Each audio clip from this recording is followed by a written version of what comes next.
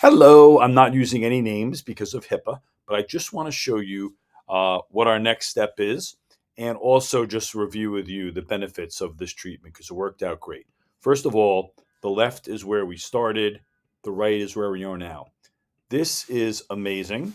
This is exactly what a palate expander can do, but as you know, that is not an easy appliance to tolerate. Orthodontists have used the fixed palatal expanders for many, many years, and I still use them a lot when I have to.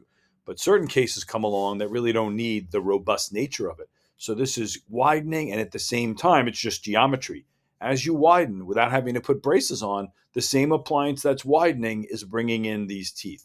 So look at how the overbite is improved. And the value in this is not really only cosmetic, but from a standpoint of protecting these front teeth.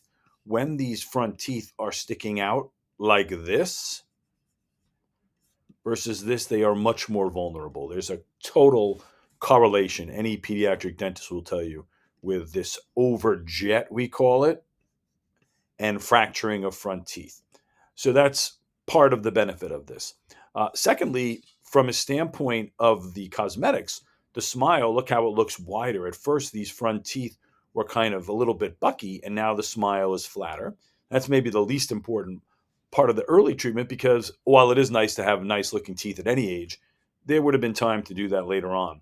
The last thing from a deep bite standpoint, look at how the upper teeth were covering the lower teeth almost all the way. And now you can see more of the lower teeth. So there's a functional benefit in this. And that came from moving the top teeth and also the lower teeth in a certain way. Now, this treatment most likely will not eliminate the need for future treatment. I do have a patient now who you may know who had a similar kind of case, used Invisalign. Mom's so happy she kind of feels like that's all he will ever need. We'll talk about that. We'll see how things grow in down the road. What I have to do now, though, there's no more need for full-time retainers, and that's great for aligners. That's great for camp coming up. But on this side, these teeth are touching nicely. And on this side, you see how this is not touching. This is a side effect from rotating this tooth in a certain way, and there's a quick remedy for it. What I'm going to do is I'm going to make some aligners that are going to look just like the same old aligners, but I'm going to cut off the back teeth on this area here. So it'll look almost like a 2/3 aligner. I'm going to have him wear that over the summer. And then as soon as you get back after that 7-8 weeks, we will then scan to make the retainers. And then we'll wait for teeth to get loose. We'll see how the new ones grow in and then assess. So just tell your son that he is in my Hall of Fame of aligner patients. And I really appreciate how smoothly he made this treatment go. And thanks for trusting in me. And thanks for trusting in the technology. I've told you that a lot of times parents still cling to what they had or what their friends had.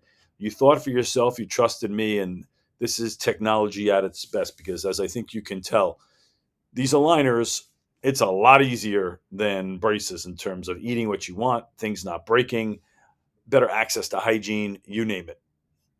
Bye.